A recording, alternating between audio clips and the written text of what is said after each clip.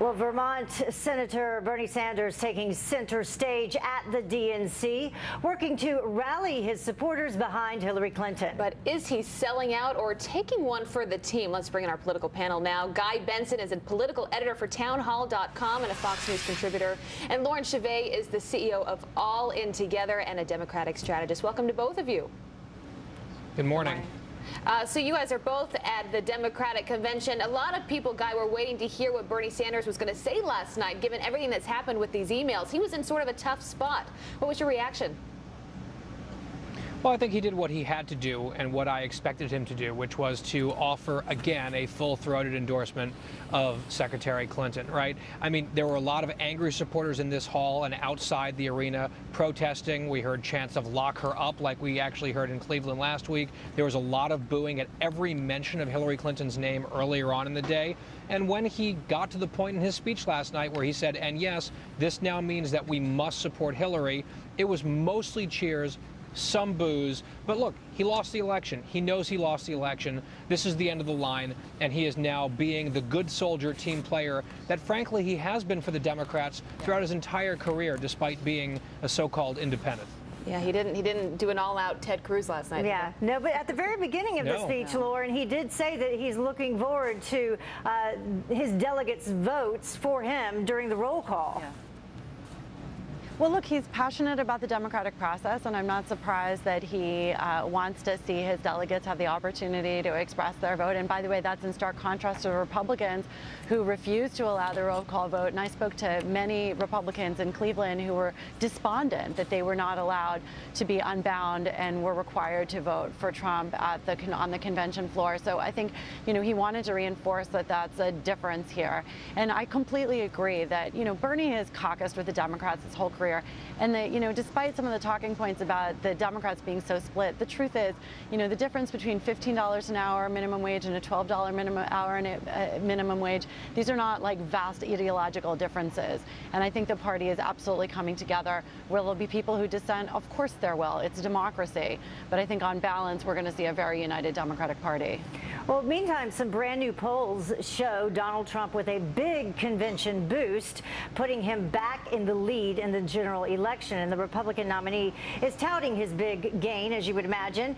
And he did that in Virginia yesterday. Listen.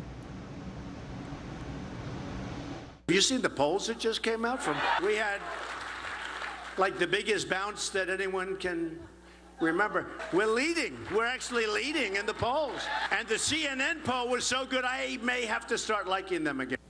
All right, so that brand new CNN poll that he's referencing, it puts him at 48%, Clinton at 45%. So, Guy, what does Trump need to do now to keep that momentum going? Well, I think a couple things. If you look at that CNN poll, not only is he up 3 points head-to-head with Hillary Clinton, when you include the third-party candidates, his lead actually grows. So this was a nice bounce for Donald Trump. There were some problems in Cleveland last week from a logistical standpoint, a unity standpoint, but I thought he was going to get a bump, and he has. Now, in terms of keeping that bounce, it's difficult because now it's the Democrats' turn, and traditionally the party that has the big showcase will see a polling advantage at the end of the week. He wants to try to step on that as much as possible, and the way he does that is doing what he does best, frankly, which is staying in the media spotlight all the time and just eating into that airtime across the board for the Democrats and making sure that he's offering counter-programming, which is an area of expertise that he has honed for many years. And Lauren, also in those latest polls that came out, perhaps even more significant, Donald Trump led Hillary Clinton by almost double digits when it came to who was most trusted in both the economy and terrorism. Well, I mean, you know, as we just heard, I mean, Trump and surrogates spent an entire week, you know, basically 5 consecutive days doing nothing but bashing Hillary and blaming her and Barack Obama for every ill of the world. So I think it's not surprising that some of that has stuck, and I think we're going to see a reversal of some of that next week. But the other thing, look, I've been saying this for months, national polls are incredibly illusory, and they really don't have a lot to do with how elections turn out. Remember, we have an electoral college. People don't win the presidency based on the popular vote. You got to look at how the ground game is structured. The Clinton campaign has over 7,000 full-time staffers spread out across the country in each of the states.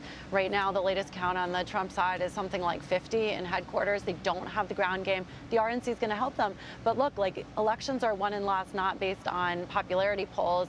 And, you know, we've seen lots of polls over the years at the same point after the convention that turned out to have nothing to do with the results a few months later. Yeah, a lot of it will just come down to these important swing states. Yeah, it definitely will. Absolutely. Lauren, And you got to look at more of those polls. All right, Lauren and Guy, thank you very much for joining us, but we'll see you back here in the next hour. Sure Thanks thing. for having me. Thanks, guys.